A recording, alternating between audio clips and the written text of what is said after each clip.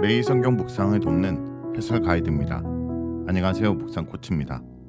함께 읽고 나눌 말씀은 마가복음 15장 33절에서 47절까지 말씀입니다. 예수님은 6시간을 십자가에 달려 고통받으신 후 오후 3시쯤 숨을 거두십니다. 안식일 전날이므로 나무에 시체를 둘 수 없을 때 아리마대 사람 요셉이 빌라도에게 요청하여 예수님의 시체를 넘겨받고 바위 무덤에 장사 지냅니다. 33절에서 41절을 보겠습니다.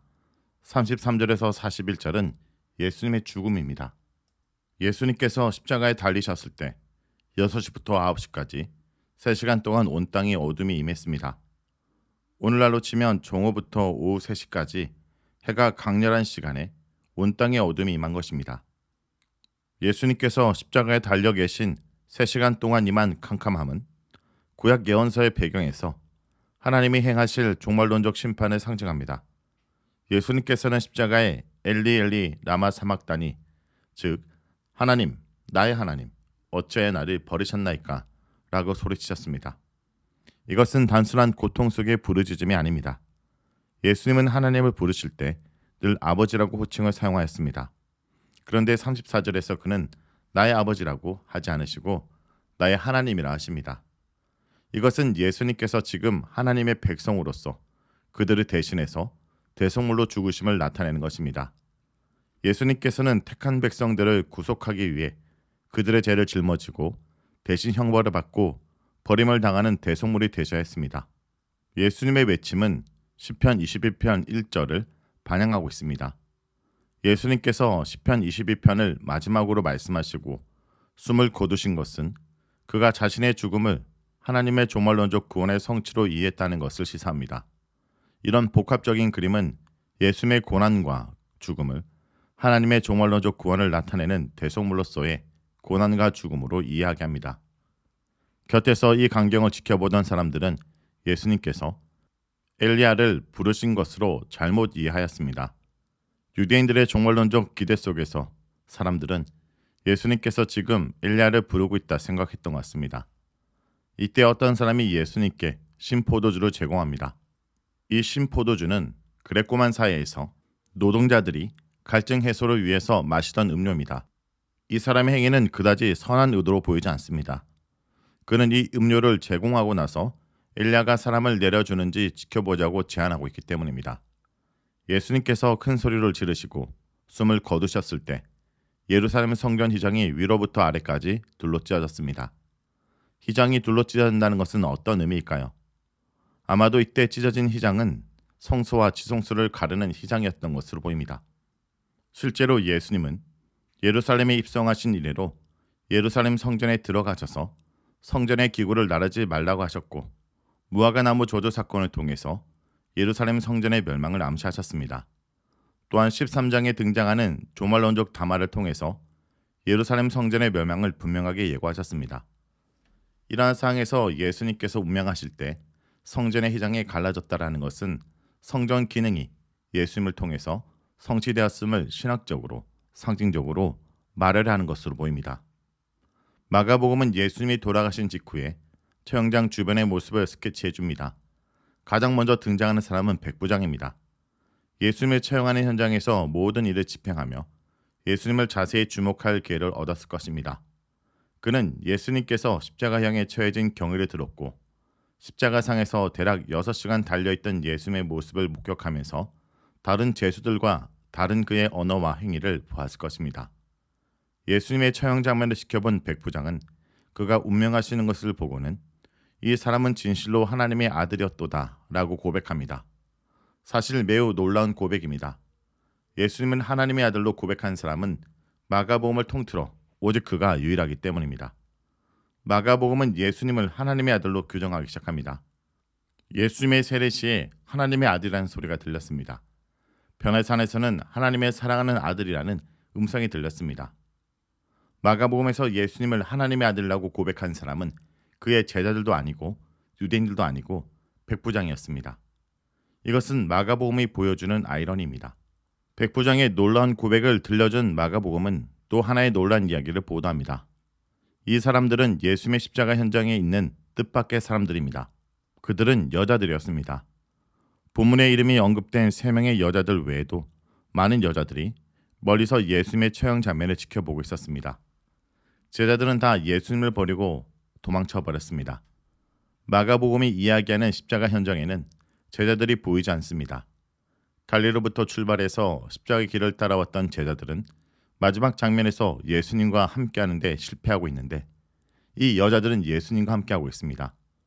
마가복음 이제 그의 길에 시작부터 주목받지 못했지만 그 길을 줄곧 함께 해왔고 가장 위험한 십자가의 처형장에서 서 있는 여자들에 관한 놀라운 이야기를 들려줍니다. 마가복음은 직접적으로 묻고 있지는 않지만 독자들에게 이렇게 암시적으로 묻는 것 같습니다. 누가 진짜 예수의 제자들인가? 다음은 42절에서 47절을 보겠습니다. 42절에서 47절은 예수님의 매장입니다. 십자가형은 공개 처형의 방식으로 백성들을 향한 교육적, 정치적 목적으로 이용되었습니다. 십자가형으로 죽은 사형수의 시체는 통상 나무에 달려놓거나 버려져 들짐승의 먹이가 되게 했습니다. 그러나 유대인들은 신명기 21장 22절에서 23절에 밤새도록 시체를 나무에 달아두지 말라는 말씀에 따라서 십자가 사형수들도 매장한 것 같습니다. 예수님의 경우 안식일 전날 처형되었기 때문에 그의 시신을 매장하기 위해서 시간이 촉박했습니다. 그런데 아리마대 출신 요셉이 등장하여 당돌이 빌라도에게 예수님의 시체를 내어달라고 요청합니다. 그에 대한 마가복음의 묘사에서 주목을 끄는 것은 그는 하나님 나라를 기다리던 사람이라는 언급입니다. 그는 아마도 예수님에게서 하나님 나라 통치의 일면을 본 것 같습니다. 기득권에 속한 사람들이 대부분 예수님을 적대시하고 그를 죽이는 데 동조하던 상황에서 아리마대 요셉은 예수님의 제자로서 선택하고 있습니다. 더욱이 예수님께서 신명기 21장 23절에 율법이 정한 저주받은 자의 죽음을 당했는데도 사내들인 공이었던 그가 그의 시체를 요구한 행위는 놀라움을 줍니다. 십자가에 달린 죄수들은 통상 하루를 넘겨서 생존하는 것이 대다수였습니다. 그래서 너무 오랫동안 죄수가 생존하는 것을 막고 빨리 처형을 끝내기 위해서 종종 죄수들의 다리를 꺾곤 했습니다.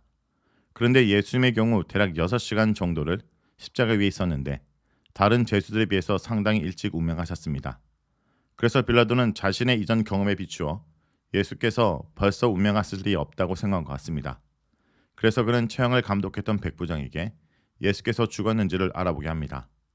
예수님께서 죽었다는 것을 확인한 빌라도는 아리마대 출신의 요셉에게 시체를 내어줍니다.